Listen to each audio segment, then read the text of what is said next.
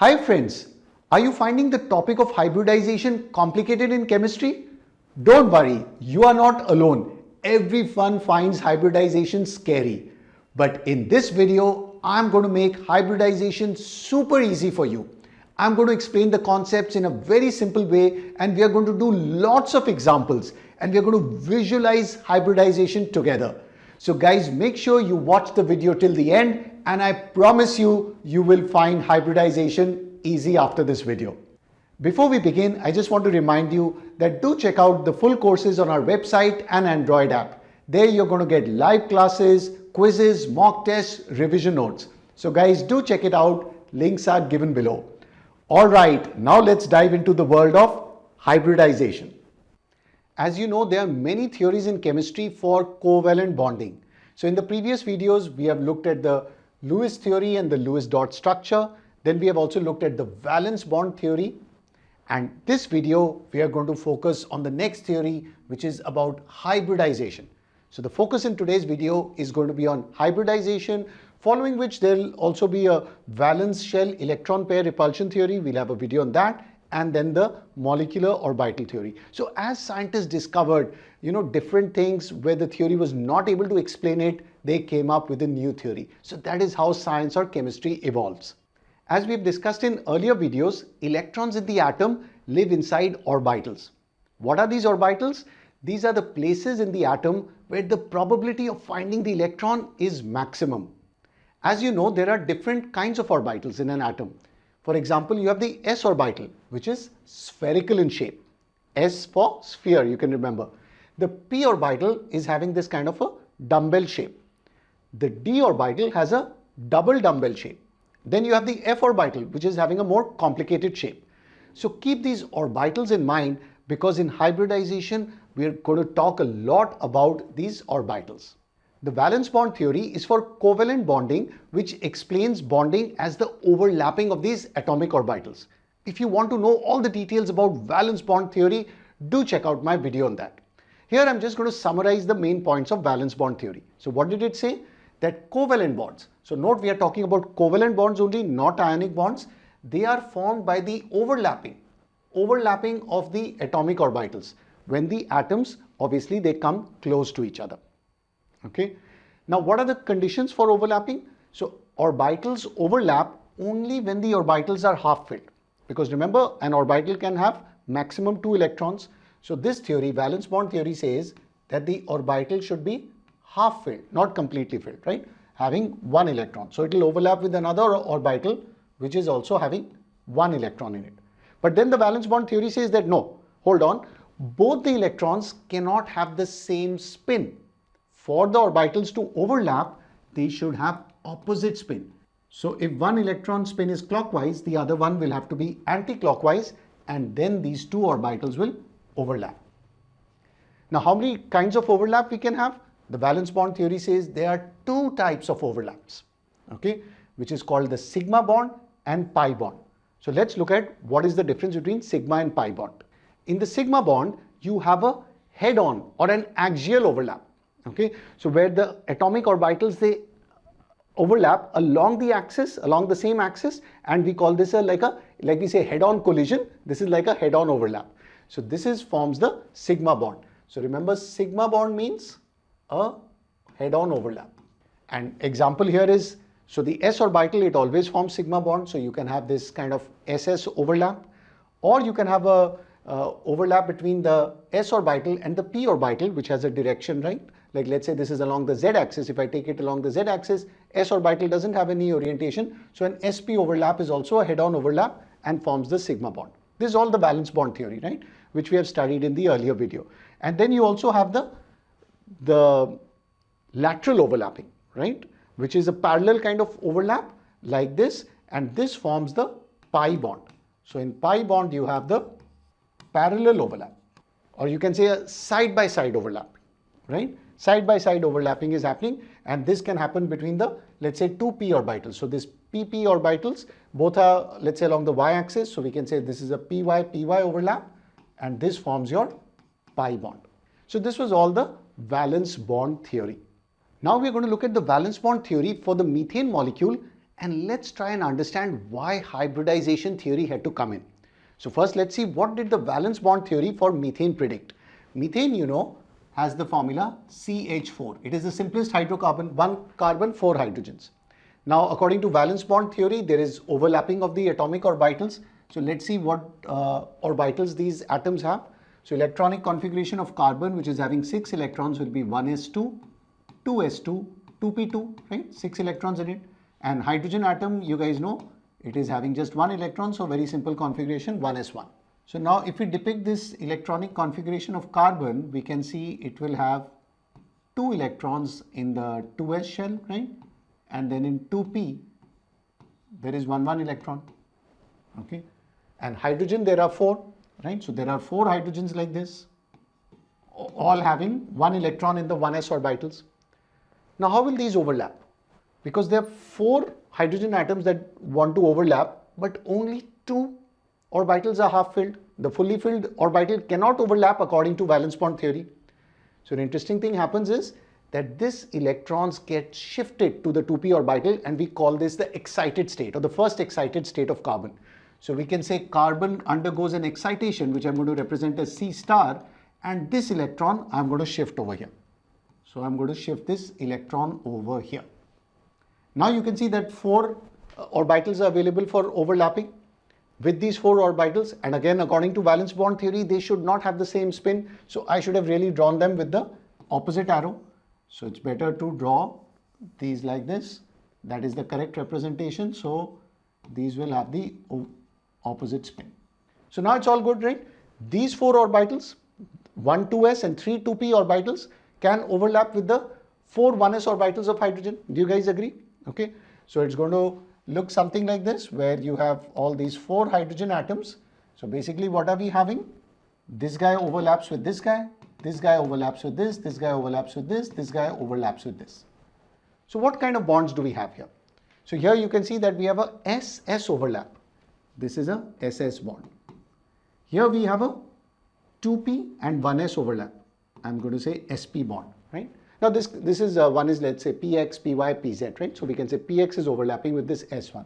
Here again a py with an s, so sp, and here again a pz with an s, so again an sp overlap.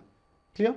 Now tell me guys, so basically in the methane molecule, we can say that the 4 bonds formed are of this type: ss, sp, sp and sp, right? So can you tell me, are these 4 bonds identical? Are they going to be identical? According to valence bond theory, right? Not according to our prediction. According to valence bond theory, the answer is going to be no. Why? Because 3 bonds are of the same type.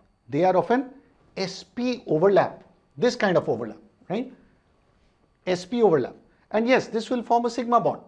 SS overlap is also a sigma bond, but the shape is definitely going to be different. Do you guys agree?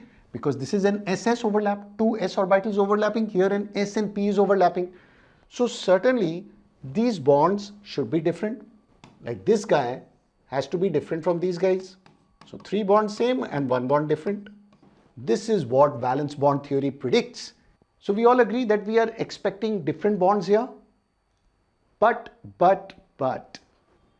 experimental evidence showed that all the 4 bonds of methane, guys, are identical in all respects. Whether we talk about the bond length, the bond energy, everything, they are all identical.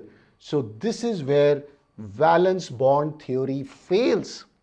This is exactly where valence bond theory fails, because all these 4 bonds between the carbon and hydrogen atoms are all identical, same. So I can represent it like this, or we can look at it like this overlapping structure where this red guy is the carbon, right? And these are the 4 hydrogens, and you can see that the hydrogens are sort of overlapping with the carbons, and experiment showed that all the bonds are identical.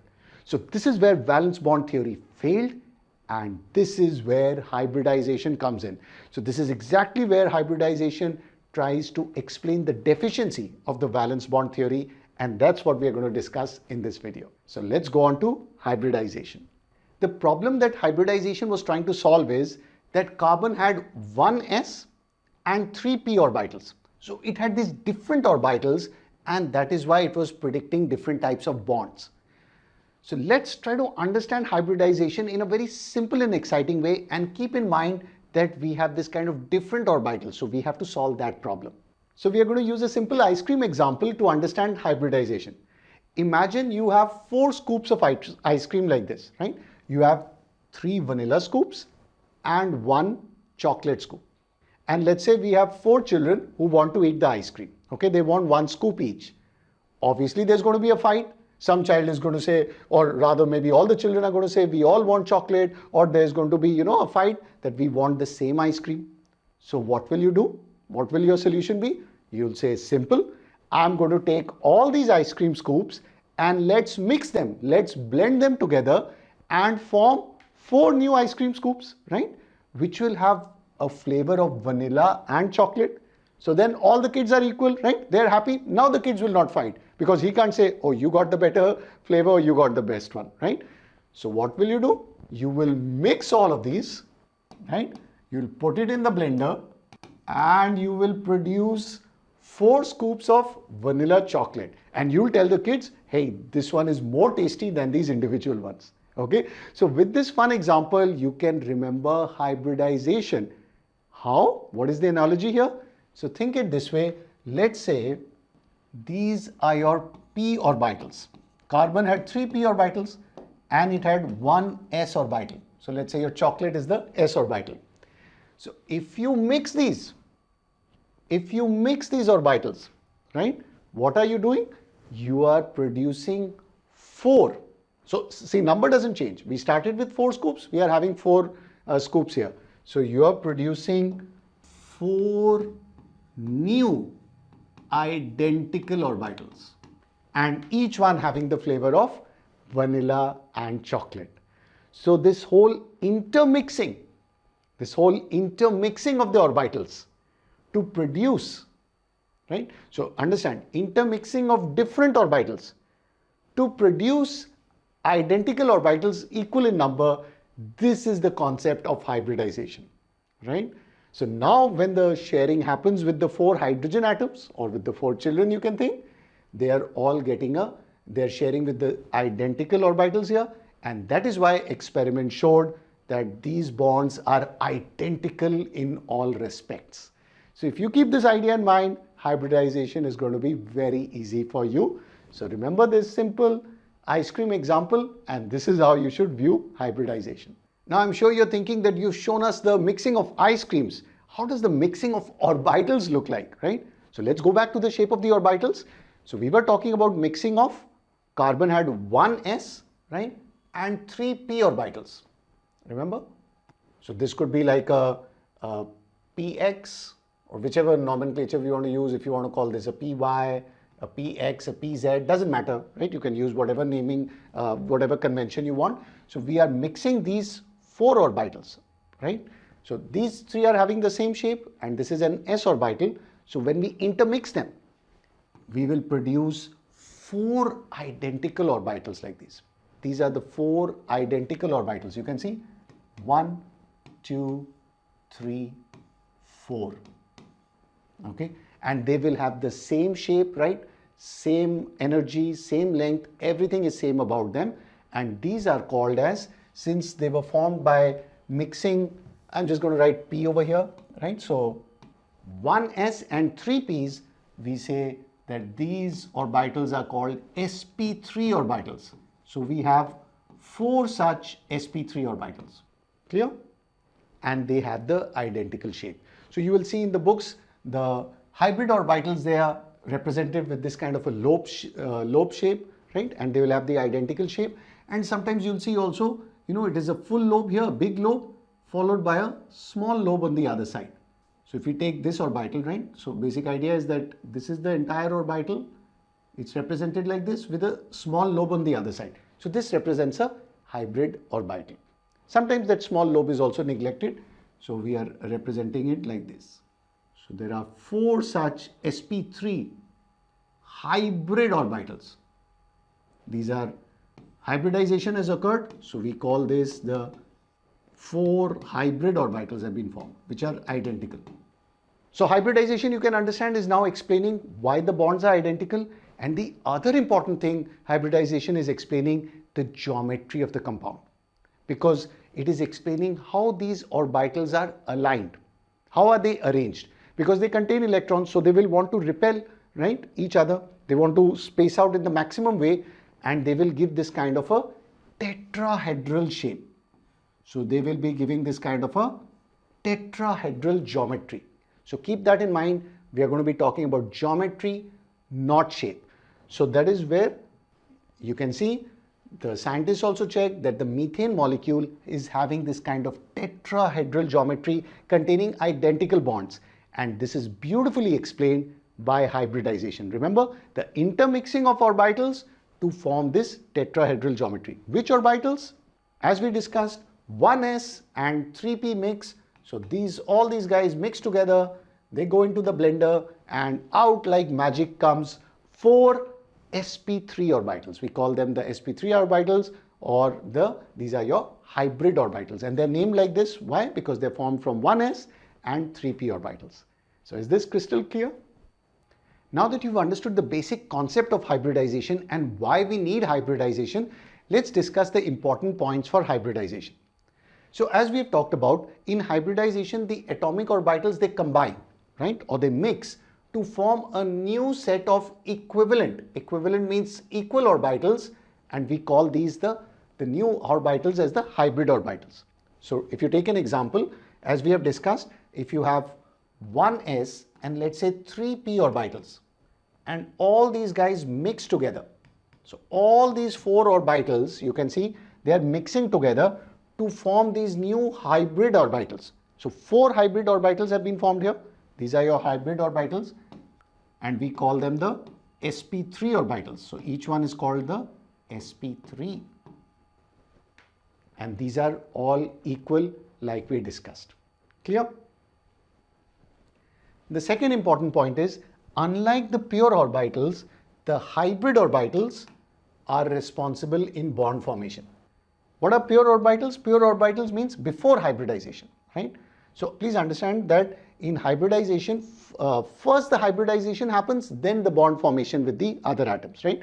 So here basically these are your pure orbitals. They are not involved in bond formation, right? Otherwise, that was what valence bond theory was saying.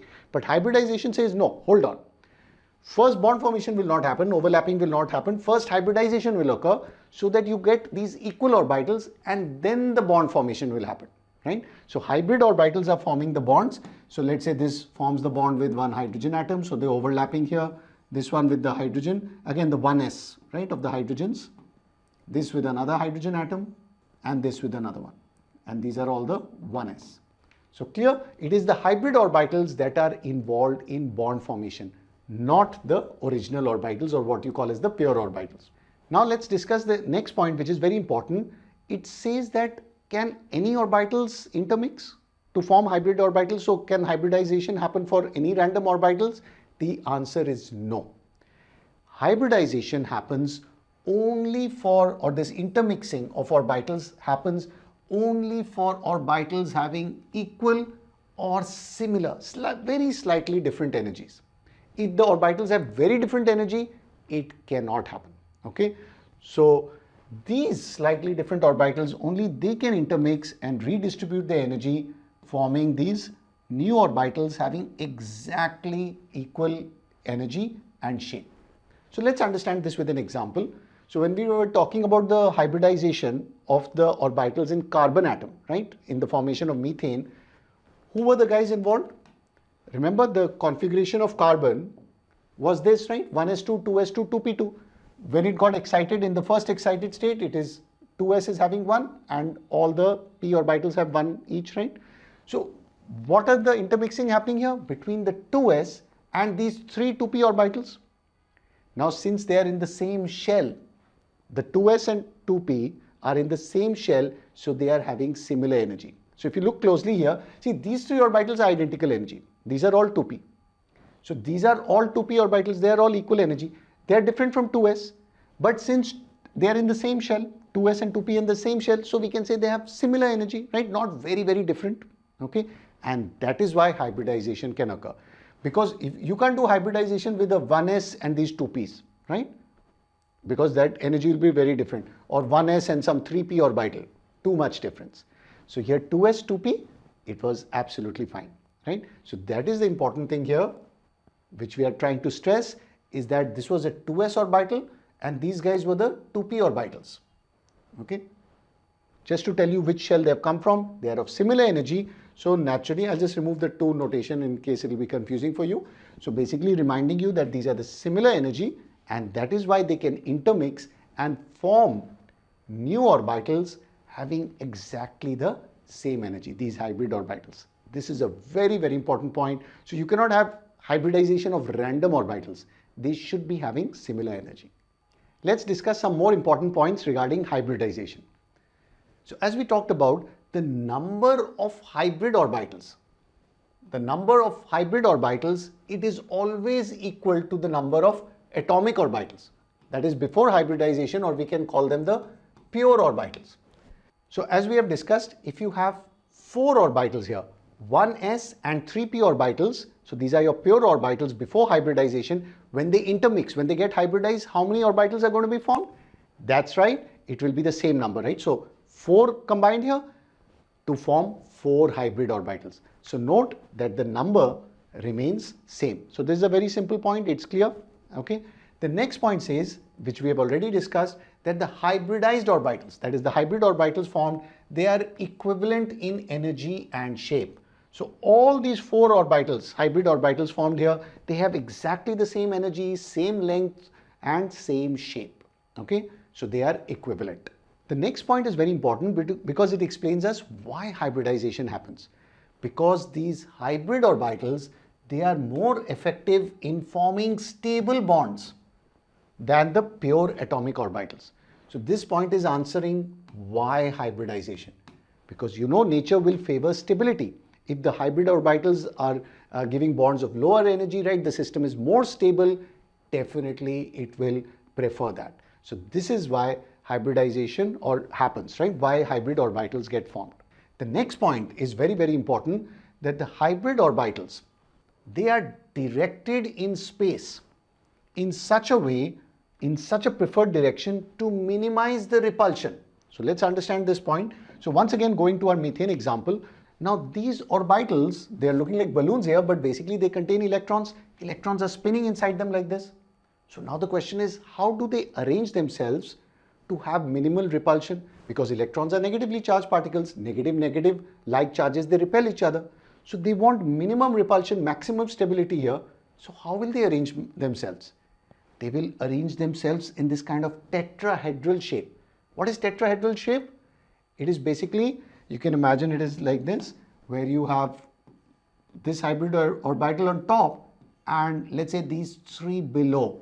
In fact, it's exactly like the tripod that I'm looking at, right? So my camera is set here on a tripod. In a tripod, you know, there are 3 legs of the tripod and then the head of the stick holding the camera. So this is basically, you can imagine the 3 legs of the tripod, and this is the top holding up the camera. This is how these 4 hybrid orbitals are arranged. This is the geometry. Hybridization is explaining you the geometry, and they are spreading themselves in the maximum possible way, as far away from each other so that the repulsion is minimum. Clear? So this was the goal of hybridization, to explain the geometry, because it's forming a stable configuration. So hybridization is indicating you, very important point, the geometry of your molecules, not the shape. Shape we'll talk about later because that depends on the atoms involved, right, and the bonds formed. Here we are talking about the shape. Clear? And that is why hybridization is successfully able to explain the tetrahedral shape of I'm saying shape, remember it's geometry. It is able to explain the tetrahedral geometry of methane. Clear? That it is formed like this kind of, this is the tripod, you can see the 3 here and 1 over there. This is exactly what the methane molecules forms. And just and again, the whole goal is you want minimal repulsion, maximum stability, just like I hope my tripod is more stable so that the camera doesn't fall off, right? otherwise I'll lose a lot of money. So the same thing over here, right? They want maximum stability. So they spread themselves in such a way so that you get minimum repulsion, maximum stability, and hybridization is explaining you that why the methane molecule is tetrahedral in shape. Keep saying shape. No. It is explaining you tetrahedral in geometry. So please remember that, okay? Because there's a difference between geometry and shape, which we'll talk about. Now let's talk about what is the conditions needed for hybridization to happen, okay? So the first condition is that the orbitals should be present in the valence shell of the atom, okay? So only the valence orbitals are hybridized. Valence shell, you know, it means basically the outermost shell, the last shell. So only they will undergo hybridization. The next point is that, which we've already discussed, orbitals undergoing hybridization, they should have almost equal energy, okay? So you cannot have hybridization if the energy difference is a lot. We've already talked about this. The third point is that promotion of the electron. Promotion means, remember that excited state?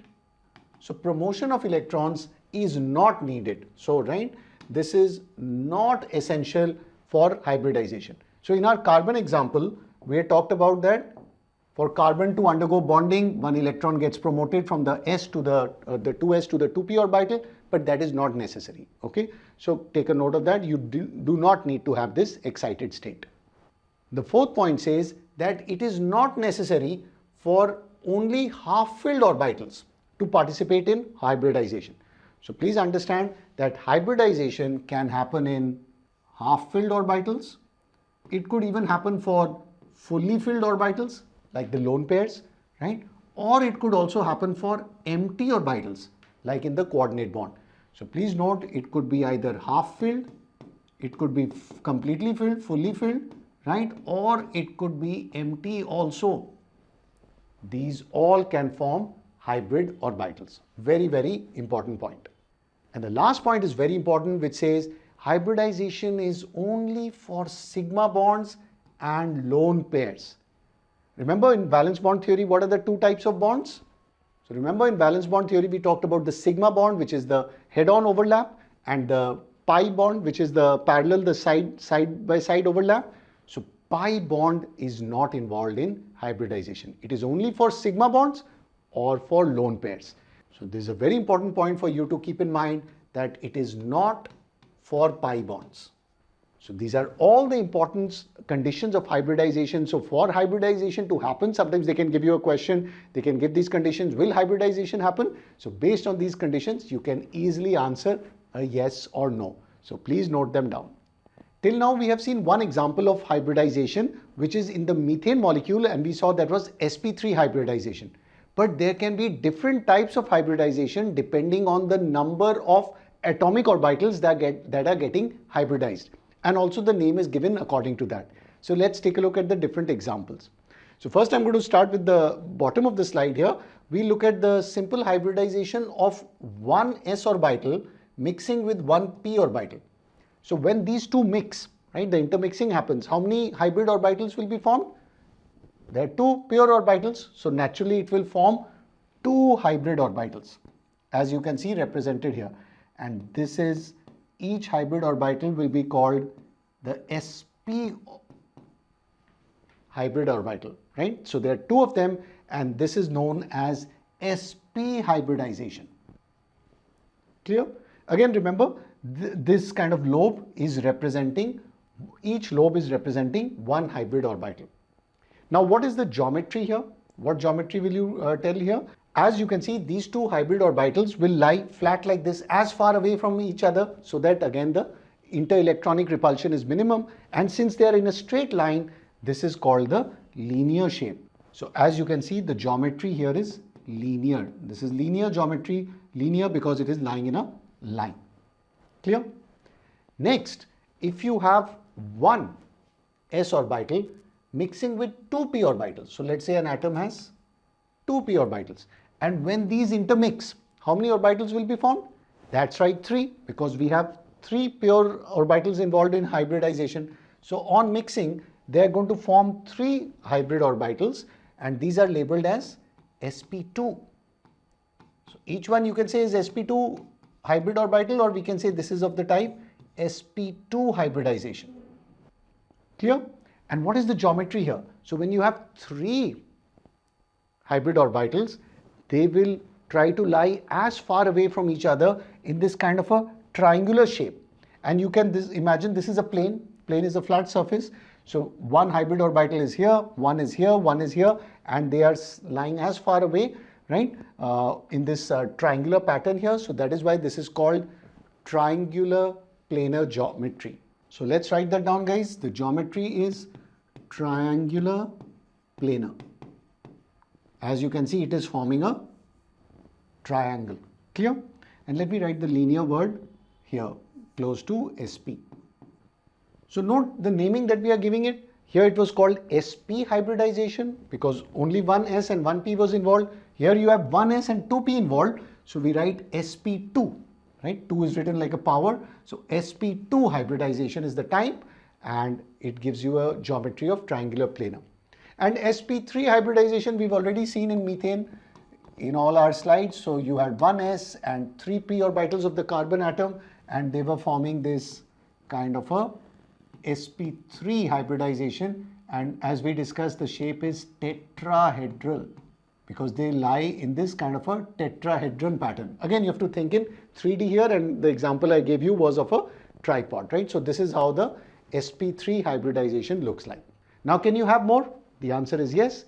So after sp3, you can have a sp3d hybridization where there is 1s, 3p and 1d orbital involved.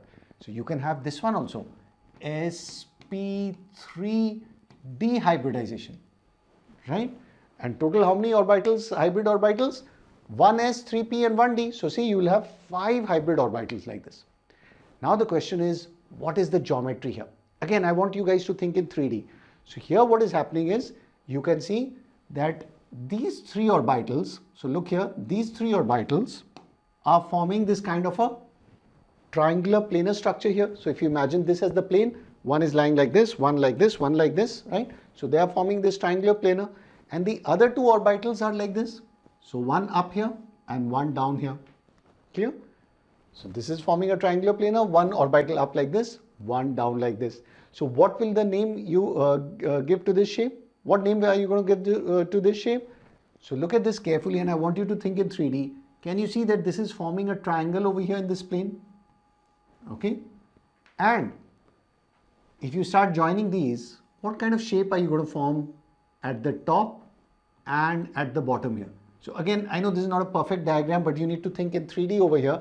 So what kind of shape will you form on top? So imagine you're joining the top point to these 3 points. It's going to form a pyramid, right? Like we talk about pyramids of Giza. So what type of pyramid do you have over here? This pyramid is going to have 3 faces, not 4 faces. 1, 2, 3, and same one at the bottom because it's joining the triangle.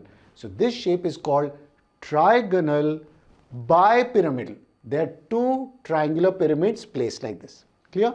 So this shape will be called trigonal bipyramidal. Please check if my spellings are correct. So trigonal bipyramidal is the geometry. Again, maybe I said shape. So again, my mistake. I keep saying the word shape. Again, shape we're going to talk about later. The geometry. Geometry here is sp3d for geometry will be trigonal bipyramidal.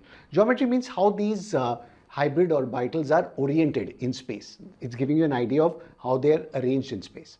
And then you can have also sp3 and 2d orbitals involved. So sp3d2 hybridization over here, right? We write it like this. So 1s, 3p and 2d, that will give us total 6 hybrid orbitals, 1 plus 3 plus 2. Clear? And what kind of shape will they take up? So if you look over here, these 4 hybrid orbitals lie over here. So we can say that they are forming a sort of a square over here, right? They are belonging to this square. And if we join these, the 4 orbitals will lie along the sort of the diagonals of this square, you can say. Are you guys getting the idea here? One this way, one this way, one this way, one this way. So they are forming the diagonals of a square. And then the remaining 2 orbitals, one on top, one below like this. So one on top, one below, and the 4 are forming the diagonals of the square. So finally, what shape are you getting over here?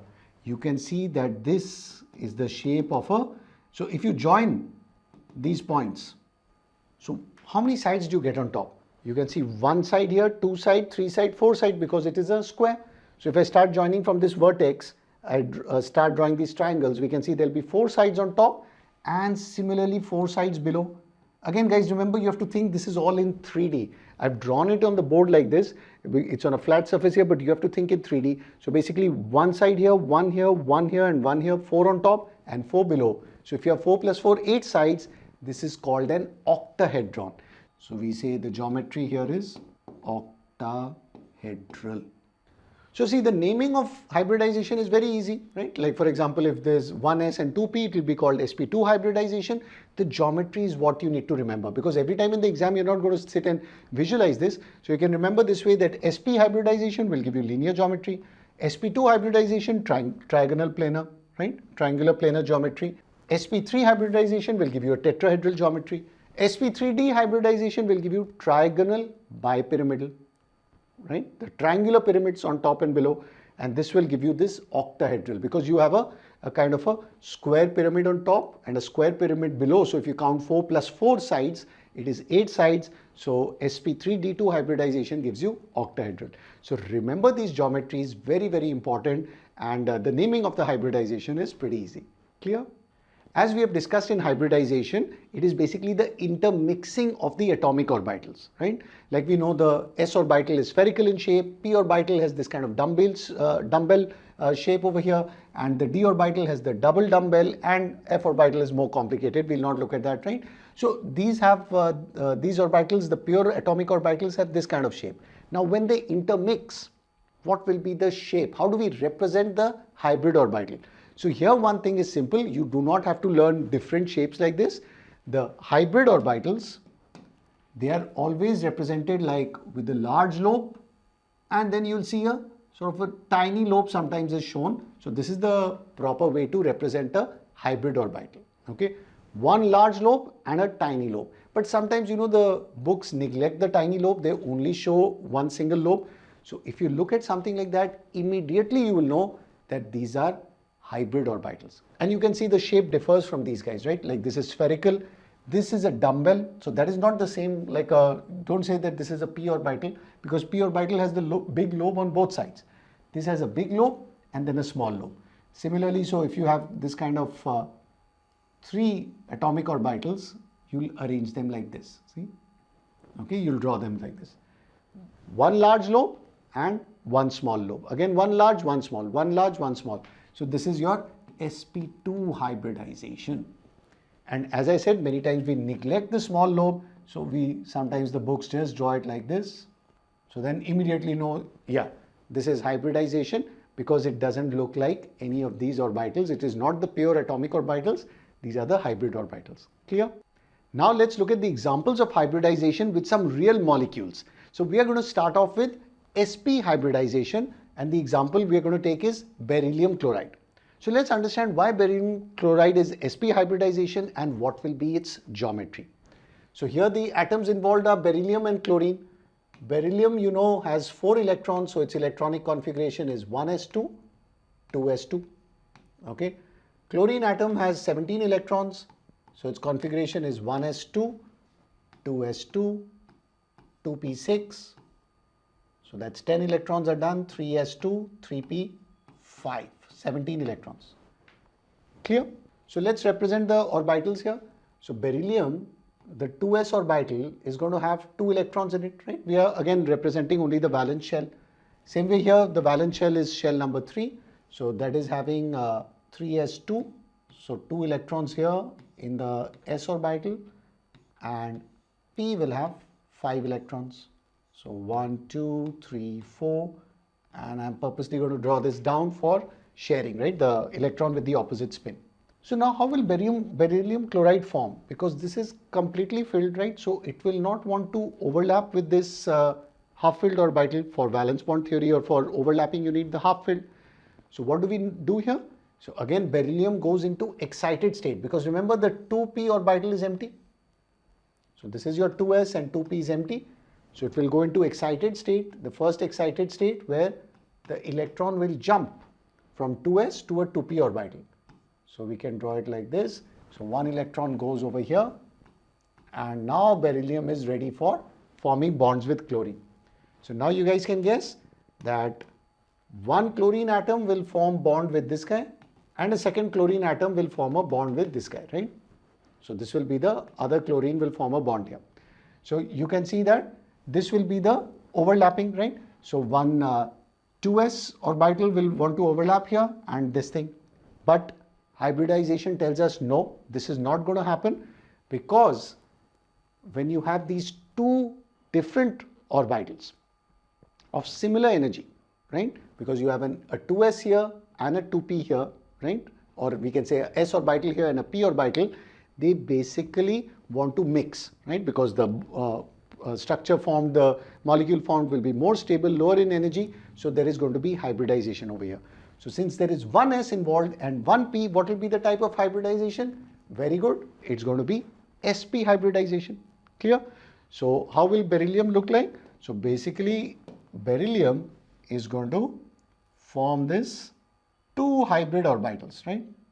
Each one is of the type sp hybridized. So basically what's happening over here, these two orbitals are intermixing to give you two new orbitals, and each one is basically like you can think as an sp orbital. Clear? We are calling it sp. So now these can overlap with the two chlorines, right? So the overlapping will happen, and chlorine is a orbital of the type p. P means what is the shape, remember? So see, P is dumbbell shaped, and hybrid orbitals I am showing with the large lobe and the small lobe. Again, you can ignore the small lobe if you want, or if they allow you in school that you don't have to represent small lobe, you don't show that. So this one is the hybrid orbital, and the chlorine atoms p orbital, let's draw it here. Maybe I should have drawn this in green color. We were showing all the hybrid orbitals in green color. So let me draw that for you here. So this was beryllium's two hybrid orbitals, okay? The sp hybridize, and then you will have the two chlorines orbitals, which is the p orbital. They are having this kind of a dumbbell shape.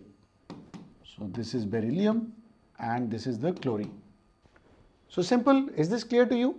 Right? Because we had two pure orbitals, it formed two hybrid orbitals to give you the sp type hybridization. And what do we see here?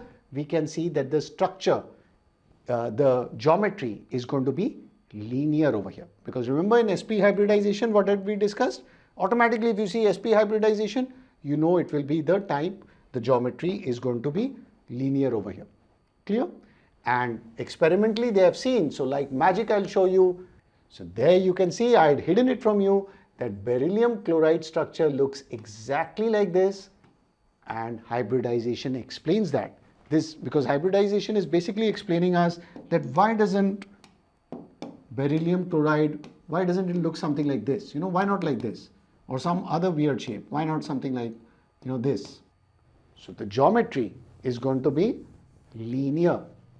Because of this whole hybridization, the two orbitals formed are equal, and so they will overlap, they will be on either side and overlap with the p orbitals of chlorine, and this is how you get your sp hybridization. Is it clear? Because remember, the hybrid orbitals formed here are two sp orbitals, and these guys are overlapping with the two chlorine. So there's another of chlorine, I'm not drawing it again, so that's how the overlapping happens. Clear? So this is how the geometry looks like, and that's why when we show beryllium chloride, we draw the molecule like this, and this is beautifully explained with our hybridization concept. Clear? Now let's look at sp2 hybridization. The example of sp2 hybridization we're going to look at is boron chloride. Again, these are examples, right? So let's see why it is sp2 hybridization and what is its geometry. Boron, you know, has atomic number of 5, so its configuration is going to be 1s2, 2s2, 2p1, right? And chlorine, as we have discussed, it has, I'm just going to write the third shell, so 3s2, 3p5. That's its electronic configuration. Now, if you draw the atomic orbitals, how does it look like? So we'll draw for the valence shell, 2s over here, and one p orbital has one electron in it. So that's how it looks like. This is boron. But again, you can see the problem, because you want 3 chlorine over there. And what is the electronic configuration of chlorine? So chlorine, I'm drawing the 3p orbital, and as we discussed, it has 1 half-filled orbital, 2 are completely filled, right? This is the 3p orbital. Now you can see there are 3 chlorine here. So 3 of these guys will want to overlap, right, with boron. But the problem is there is only 1 half-filled orbital. So once again, boron goes into its first excited state where one of the electron jumps. So 1 electron from 2s jumps over here, and now you get 3 half-filled orbitals. So now it is clear why the sharing is going to happen, the overlapping is going to happen. But again, before overlapping, hybridization theory says that these, you have a 2s and 2 2p orbitals are going to combine together to form 3 hybrid orbitals. Is it clear? So these guys will combine to form, you can think this way, 3 hybrid orbitals, and these are sp2, 1s and 2p. That is why the name is given sp2. And these guys will now be able to overlap with the p orbital of chlorine, right? Because you can imagine there are 3 of these, right? Clear? So what will the geometry look like? What will the geometry look like? We said that when you have sp2 hybridization, it will look like this triangle. So trigonal planar, right? We call this trigonal planar because triangle lying on a plane. So let's represent boron trichloride. It's going to look like this. So with boron in the center here, having 1, 2, see, geometry is important. I need to draw them in a triangle like this, and 3. So these are borons, 3 hybrid orbitals of boron, and they are overlapping with the chlorines. So I'm just drawing it roughly here, but you guys are getting the picture. It is overlapping with the p orbital, the dumbbell shaped orbital of chlorine. These are the 3 chlorine atoms. So see, hybridization beautifully explains us why boron chloride's structure should look something like this, right? Trigonal planar, this triangular shaped in a plane. This is how boron chloride's structure looks like, and this is an example of sp2 hybridization. And so they're like magic. Let me show you the molecule here. This is your boron trichloride. So this is boron in the center and the 3 chlorine atoms around it, and you can see it is matching our expectation. This is what we wanted. So boron trichloride is a great example of sp2 hybridization, giving you a trigonal planar geometry. You can have other example also, like you can have boron trifluoride BF3. That will also have the same thing. Again, remember the 3 sp2 hybrid orbitals are overlapping, so 1 overlapping with each of the chlorines. Clear? The next example we've already looked at, which is sp3 hybridization, and the example we have seen is methane. Because remember, the carbon excited atom, so I'll directly write the excited atom. It looks like this, where you have 4 electrons, 1 in the 2s and 3 in the 2p. So these 4 pure atomic orbitals are involved in hybridization, and as a result it gives you the 4 sp3 orbitals. Okay, so you can see we are getting 4 sp3 orbitals, and these are your hybrid orbitals.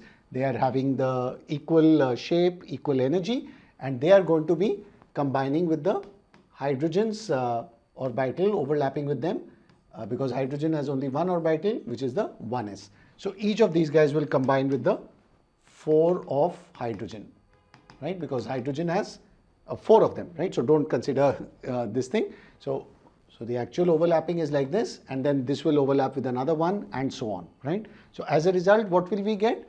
We will be getting sp3 hybridization, and we discussed that is tetrahedral in shape. And the scientists have analyzed that yes, the methane molecule looks exactly like this. It is tetrahedral in shape.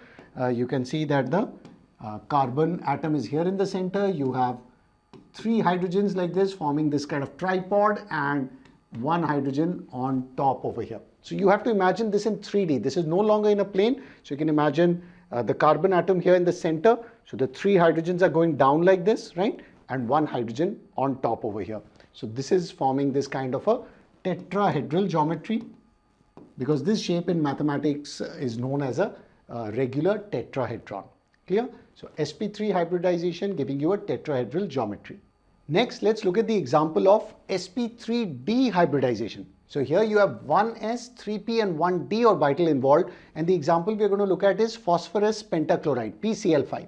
So what is the electronic configuration of phosphorus? Let's start with that. Phosphorus, again I'm going to just show the valence shell, right? So it has 2 electrons in the 3s orbital, so it is 3s2, 3 electrons in the 3p orbital, and then the d orbital is entirely vacant. Okay, so 3d is entirely vacant. Now as you can see, phosphorus wants to combine with 5 chlorine, so obviously it has to get into an excited state. 1 electron should go from here to here, so we are directly going to show the excited state of phosphorus here, where there's just 1 electron here, and that electron jumps into the 3d orbital.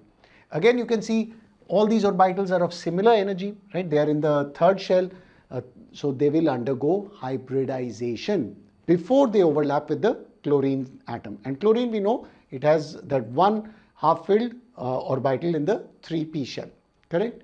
So these guys are going to undergo hybridization, and it will form 1, 2, 3, 4 and 5 orbitals. So we can say these are the sp3 d orbitals of phosphorus. This is after hybridization, clear? And now chlorine atom, we know chlorine atom has 3s2 and 3p. So this is your 3s and 3p5. So it has 5 electrons here in the 3p orbital. And this one, see, I'm drawing it with the opposite spin. So this is going to be shared, right? So we can understand that the overlapping will happen between the chlorine atoms over here and this orbital, right? So this 3p orbital is going to overlap with the hybrid orbitals of phosphorus, and this is how the structure is going to be formed. Is it clear? So if you have to draw the geometry of this, how is it going to look like? Okay, so you can see that there are 5 bonds. So if I put phosphorus in the center, okay, I can put the 3 chlorines on a triangular plane like this. And what about the other 2 chlorines? So now you have to think in 3D. So these are the 3 chlorines. 1 chlorine is coming out like this and 1 going behind it, right? So I'm just going to draw it over here. So as if 1 chlorine is coming out like this and 1 is going behind over there. Are you guys able to visualize this?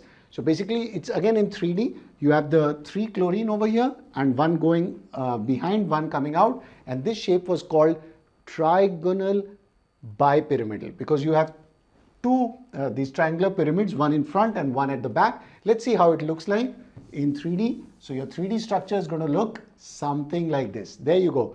Can you see? You have these 3 chlorine atoms forming this triangular plane and 1 chlorine coming out, 1 going at the back. See again, the geometry is perfect where you have minimum repulsion, maximum, maximum far apart these orbitals, the overlapping orbitals are, and this shape is known as trigonal. Note all this down. Please check my spellings also. Bipyramidal. Okay. Why? Because you can, from this chlorine atom, you can form a pyramid like this. See? And from the chlorine atom at the back, you can form another pyramid like this. So 1 pyramid in front, 1 at the back. That's why trigonal by 2 pyramids. Bipyramidal. Clear?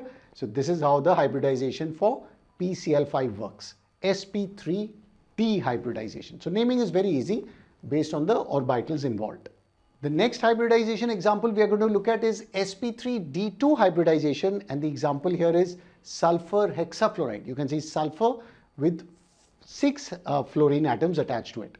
So sulfur's configuration we know is, it is of the form 3s2, 3p4.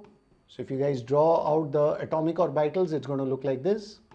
So 3s orbital completely filled, p orbital 1 is completely filled, 2 orbitals are half filled, and then I will also draw the vacant orbital because we know here d orbital is also involved. So we are going to draw 3s, this is your 3p and 3d.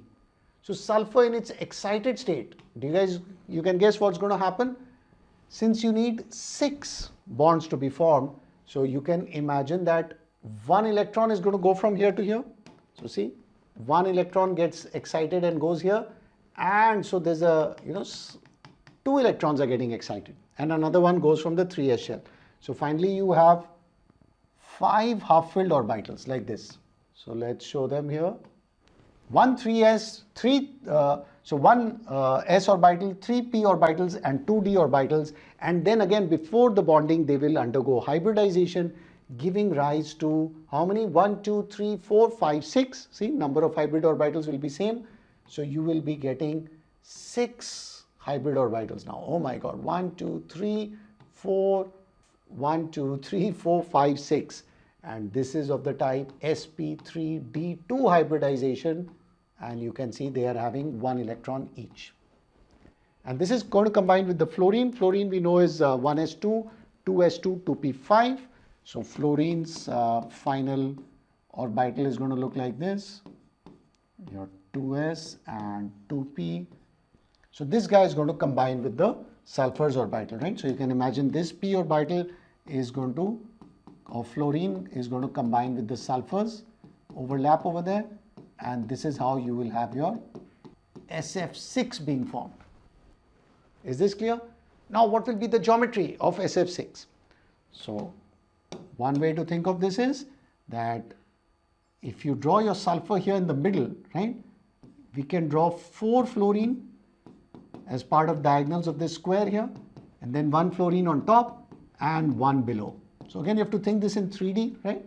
So this is the entire structure in 3D, and this geometry is known as, very good, you got it right, octahedral, because you can see it is going to form a 8-sided shape, right? So if I start joining these points and I'll be forming a square pyramid on top, square below, it's octahedral, and the molecule is going to look something like this. There you go.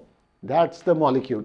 So you can see sulfur right in the middle, the king is over here, and 1 fluorine on top, 1 below, and 4 fluorine atoms are lying on this square plane here, right? So can you guys see the geometry? Again, you have to think this is in 3D, right?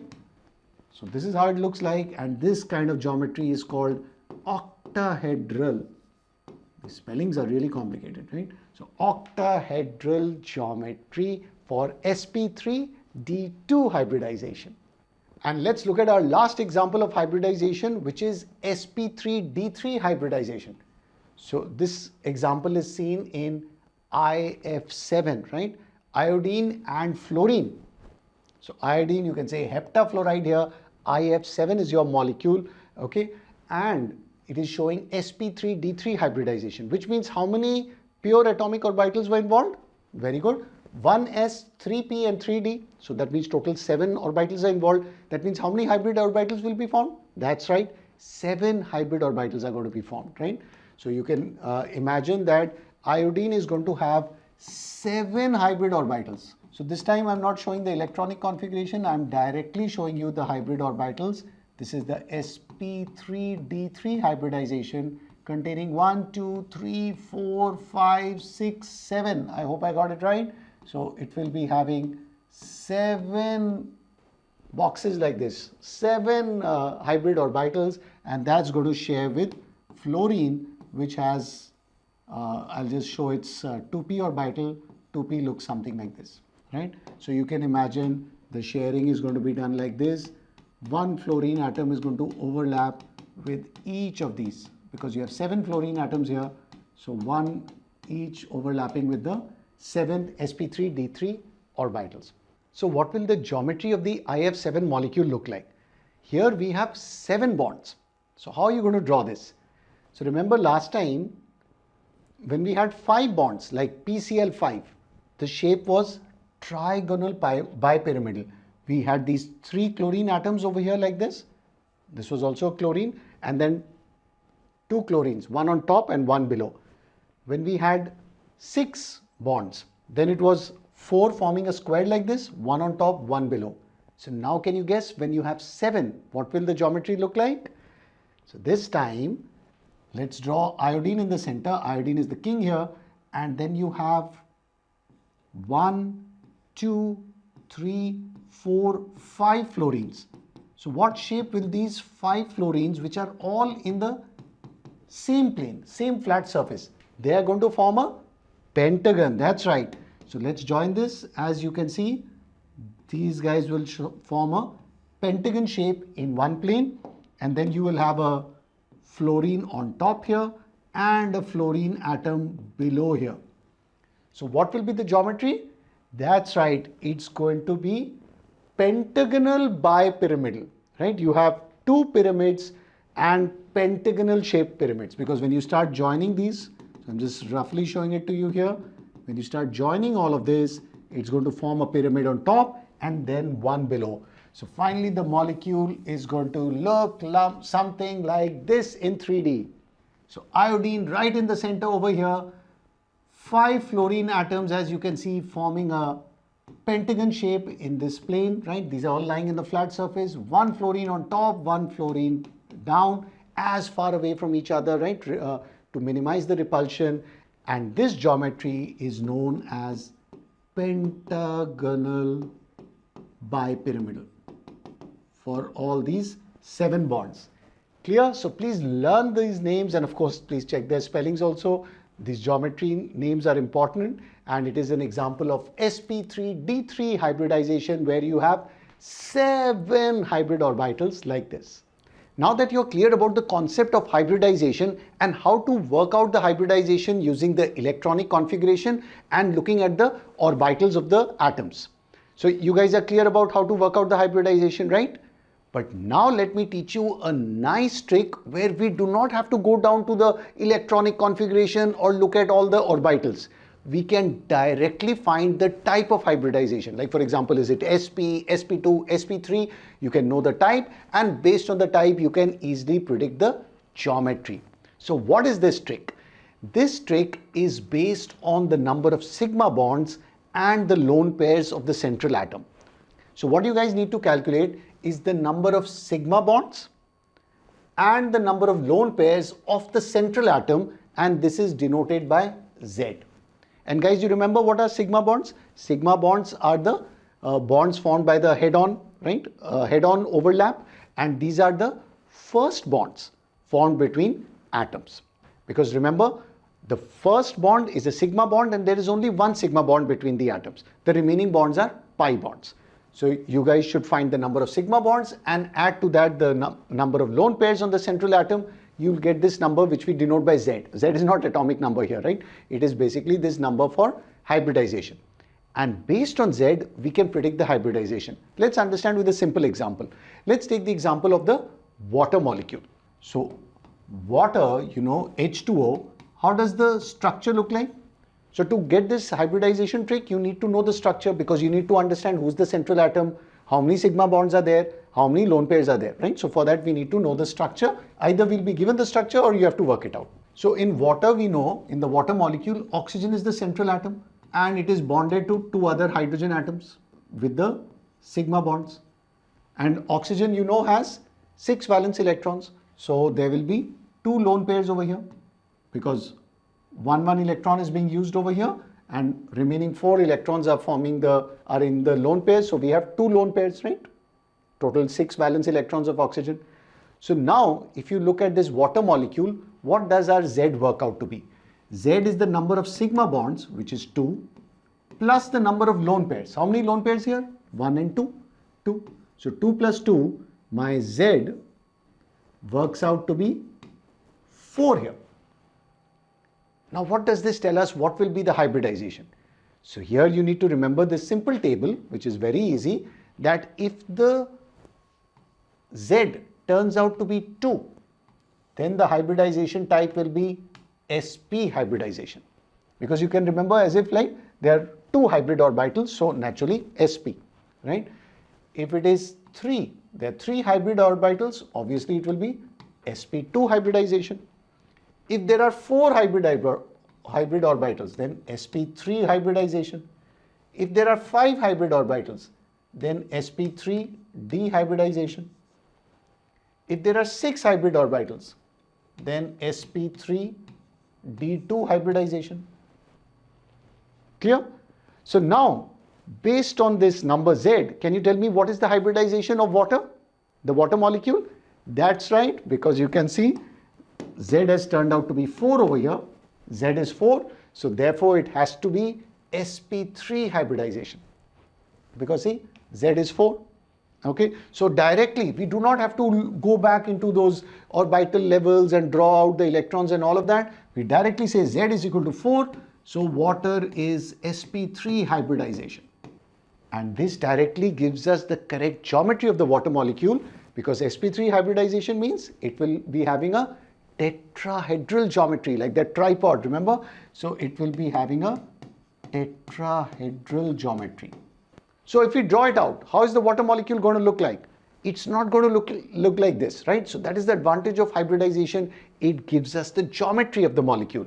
The geometry is going to be something like this, where you have the oxygen atom, okay, here, and there is going to be one lone pair over here, another lone pair here, and then you have your two hydrogens. So you guys are realizing, again, I've shown it in 3D, right? So this is your tetrahedral, those are your legs of the tripod, and this the top part over here. So 1, 2, 3, 4, it's forming a tetrahedron. sp3 hybridization, tetrahedral. So isn't this hybridization trick easy? So you do not have to go down to that orbital level. You can easily work out Z number of sigma bonds, not pi bonds, not the double or triple bonds, only the single bond, right? Or I shouldn't say only the single bond, the first bond, right? So basically the number of sigma bonds plus the number of lone pairs, you work out Z, and immediately you know the type of hybridization and also the geometry. So geometries you have to learn based on the type. Clear? Let's understand the trick with another example. We are going to take ammonia molecule this time. Ammonia, you know, is NH3. So again, hydrogen can't be the central atom, so nitrogen is the central atom over here clearly, right? And what does its structure look like? So we know that you have nitrogen, hydrogen forms these sigma bonds, which is a shared pair of electrons with nitrogen, and nitrogen, you know, it has 5 valence electrons. So 1, 2, 3 are already used up, so there will be a lone pair here, correct? 3 already used up, so a lone pair. So now based on this, you can see that we have 3 sigma bonds and 1 lone pair, right? It is not counted as 2, 1 lone pair. So what will be the value of Z over here? So for ammonia, Z is going to be equal to the number of sigma bonds, 3, plus 1 lone pair. So Z is 4, once again 4 like the water molecule.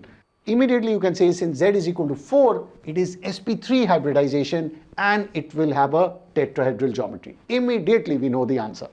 So here the best part is we can directly say, so this is sp3 hybridization and it is going to have a tetrahedral geometry. So if you have to draw the geometry of ammonia molecule, what will it look like? Not like this, right? You are going to draw it like this, nitrogen, the lone pair here, okay, and then you will have the 3 hydrogens forming the legs of the tripod over here. See, tetrahedral geometry. That is the whole advantage of hybridization, because the Lewis dot structure was not able to give us the geometry of the molecule, right? Here we are getting that through hybridization. Clear? Another important point to remember about the geometry of hybridization is it is the geometry of the orbitals, right? It is not the geometry of the atoms, right? Because lone pair is also involved here. So it is the geometry of this orbital, this orbital, this orbital, and this orbital, right? Because you're having these sp3 orbitals, right? Nitrogen has this hybridization of sp3 type. There are 4 sp3 orbitals over here. So sp3 here involved, sp3 involved here. From nitrogen side, again, we are talking only of the central atom. So you're getting the geometry of the orbitals. Take a note of that. Let's look at another example. Let's say I tell you sulfur trioxide, right? What will be the hybridization involved in sulfur trioxide? So sulfur trioxide gas is SO3. Again, we need to know its structure, right? So who's the central atom? It's sulfur, right? The atom which is least in number. So we are taking sulfur over here and the 3 oxygen atoms, okay? And here there will be double bonds. So this is how it's going to look like, right? So you'll be having double bonds, and sulfur has 6 valence electrons. So all have been used up in bonding, right? In forming these bonds. So there is definitely no lone pair left for sulfur, okay? So what are the types of bonds? Since we have double bonds, there is 1 sigma, 1 pi, right? This is a sigma bond, this is a pi bond. This is a sigma bond, this is a pi bond. This is a sigma bond, this is a pi bond, right? Remember, the second bond, third bond is always pi, first one is sigma. So what is the value of Z here, guys? So for sulfur, because see, we have to do on the central atom, which is sulfur here. So for sulfur, we don't look at oxygen. Z is going to be equal to the number of sigma bonds, 1, 2, 3, plus lone pairs is 0. So Z is equal to 3. So what will be the hybridization over here? That's right. For Z equal to 3, it will be sp2 hybridization. Hybridization type will be sp2. So sulfur therefore shows sp2 hybridization, and the geometry is going to be trigonal planar. That means, should I draw it like this? The answer is no. Hybridization tells us, this hybridization theory tells us it's sp2 hybridization. The geometry of this molecule is going to look like trigonal planar. So the orbitals are going to be arranged like this, which means sulfur is right here in the middle and oxygen atoms are forming this kind of triangular shape. So this is the geometry of sulfur trioxide molecule. Again, remember, hybridization is the geometry of the orbitals, not the atoms, because there could be lone pairs, right? So here there are no lone pairs, so also the atoms are arranged in this way. We'll talk about shape and stuff, right? But this is the geometry of the orbitals. The nice thing about this hybridization trick is that we do not have to go down to the orbital level, but we need to know the structure, right? We need to know the number of sigma bonds, the number of lone pairs to predict the hybridization. Now the question is there a shorter trick where we can work out the hybridization without the structure? And the answer is yes. So let me share the hybridization shortcut with you. So in this hybridization shortcut, you can directly work out Z without the structure. How do you do that? What is the magic formula? It is equal to half. So remember, this entire formula is multiplied by half.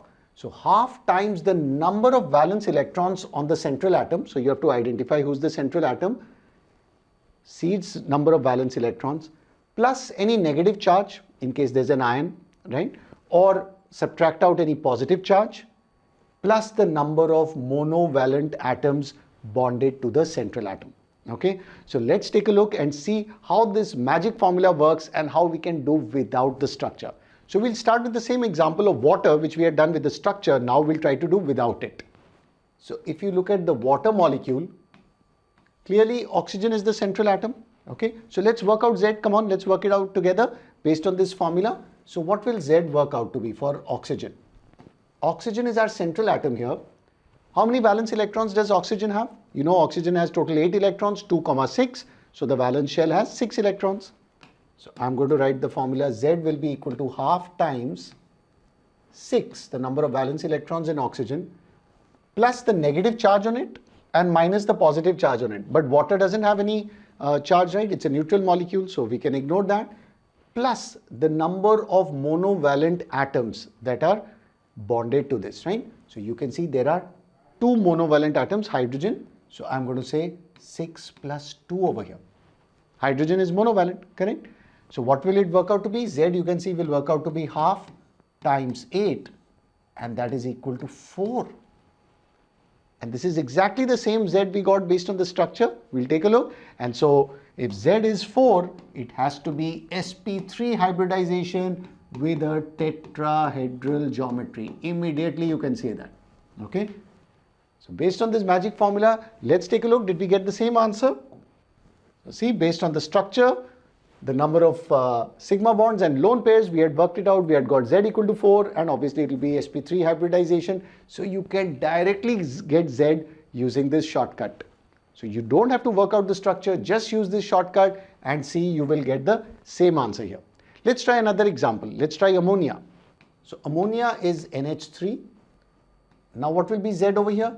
Once again, you have to identify the central atom. That is the first thing. Central atom is nitrogen. So what will be the value of Z?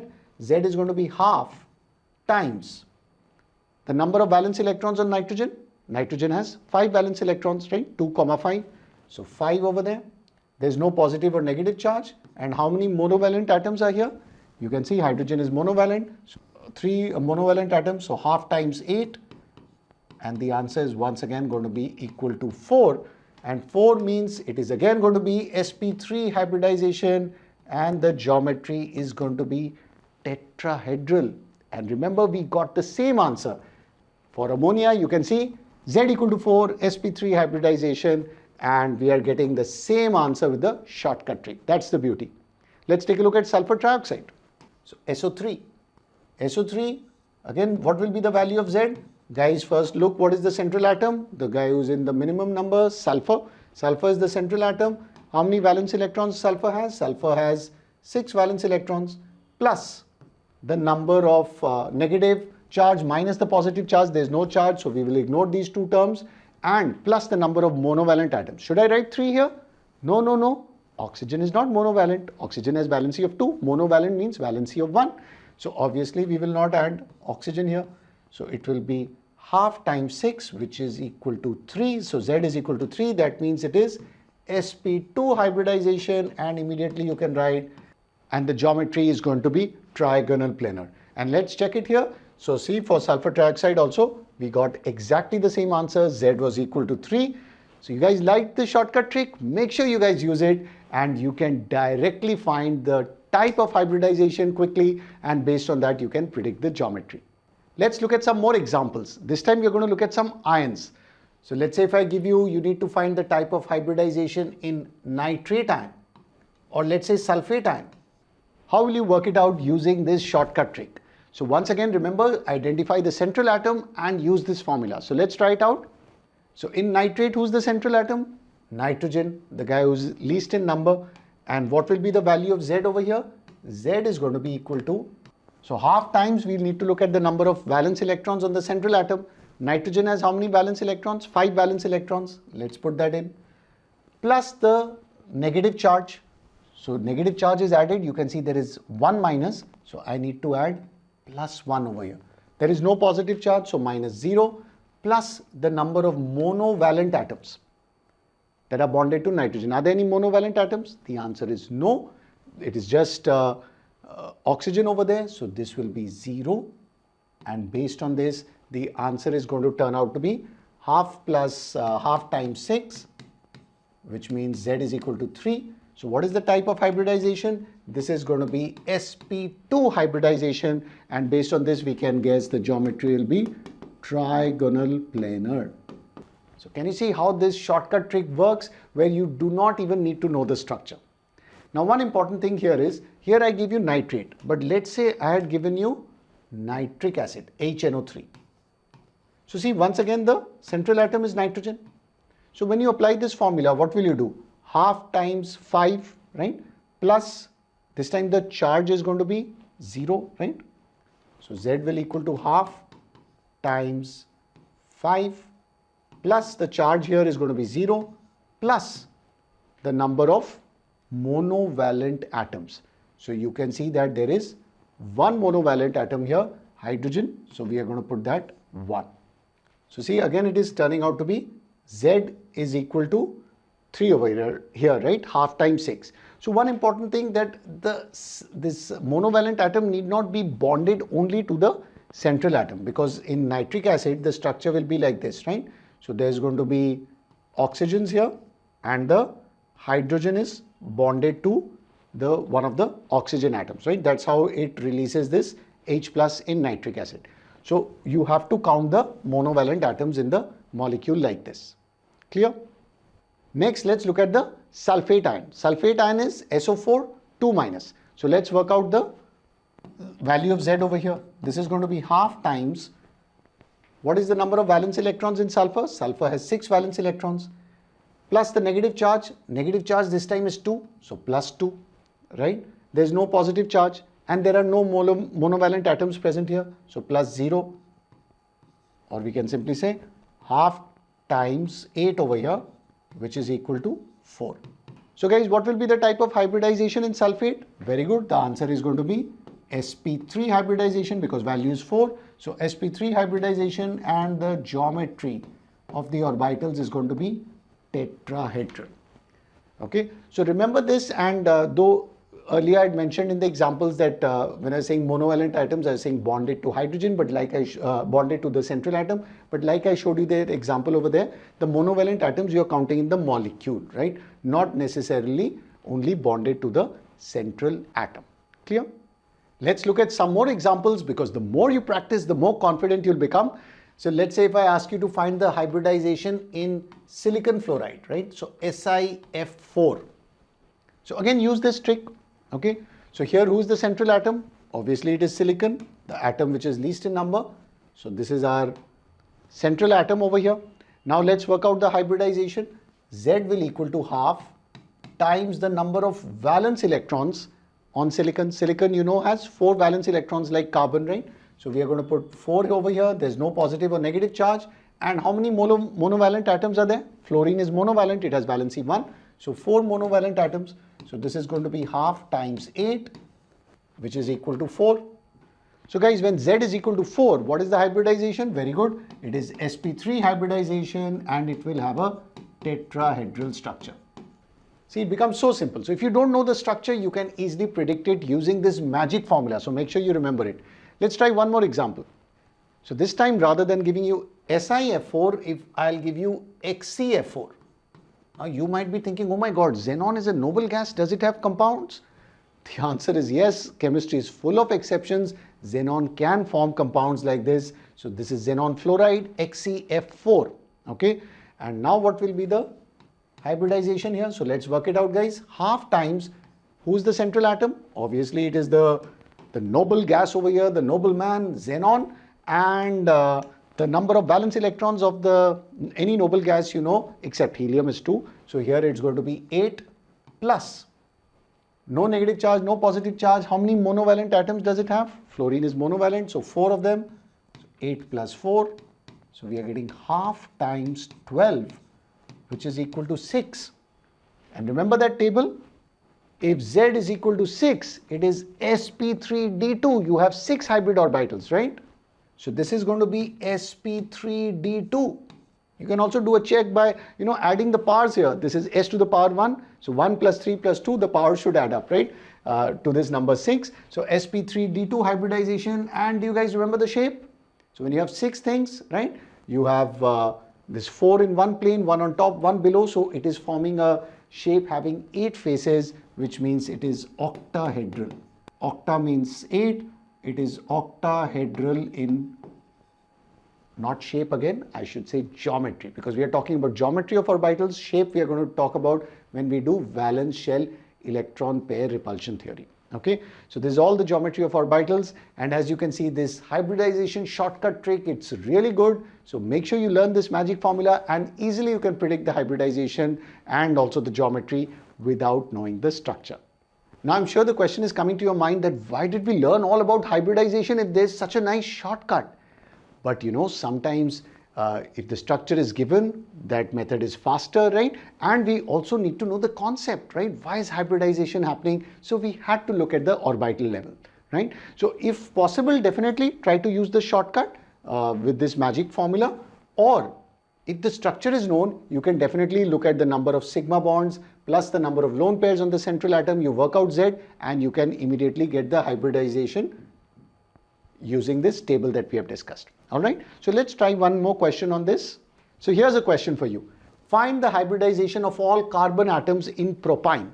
Okay, who's propyne? Propyne is that hydrocarbon. It is the alkyne type having triple bond. So let's, since we have to look at all carbon atoms, let's draw the structure of propyne. So propyne has one triple bond over here. Carbon has valency 4, so 1 hydrogen here. This one, all the valency is satisfied, and this carbon has 3 hydrogens.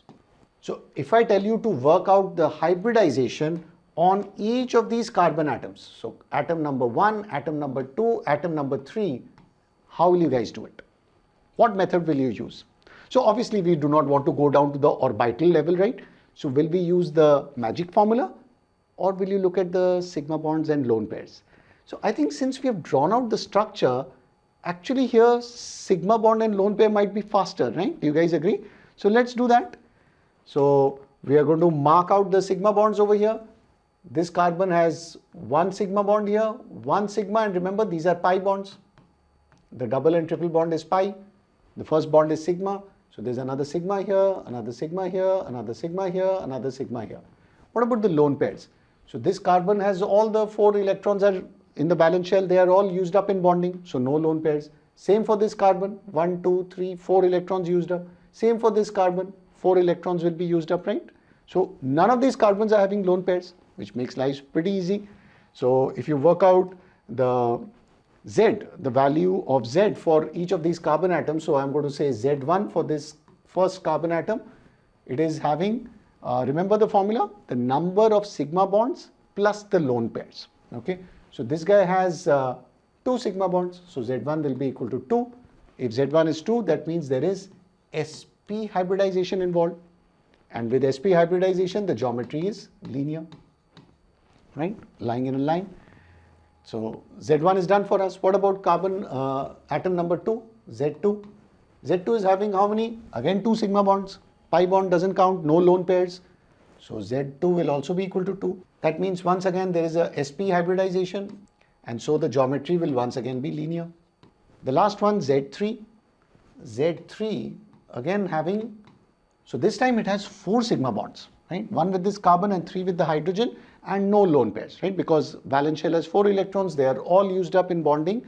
So Z3 is equal to 4, which means this is sp3 hybridization, and the geometry will be tetrahedral. So guys, here we use the formula Z equal to number of sigma bonds plus the number of lone pairs. I'll be lazy and write LPs, okay? So see, here we use this method. So again, it depends. If the structure is given, or you can quickly draw the structure, this one works fast, or you can use this hybridization shortcut that we discussed. So in summary, what have we learned today? We have learned about hybridization for covalent bonding. Because remember, all these theories are for covalent bonding, and the beauty of hybridization is it explained this whole intermixing of orbitals, why the bonds are same like in the methane molecule, and it gave us the geometry, right? So the key thing is it helped us determine the geometry, right? Based on this whole hybrid orbitals, hybridization concept, which the Lewis theory and valence bond theory could not give us. So that's the good news. The bad news is that hybridization theory also has drawbacks. There are certain things that it cannot explain, and which is where the valence shell electron pair repulsion theory comes in. So what it can't explain? It can explain us the geometry of the molecule, but it cannot explain the shape of the molecule, right?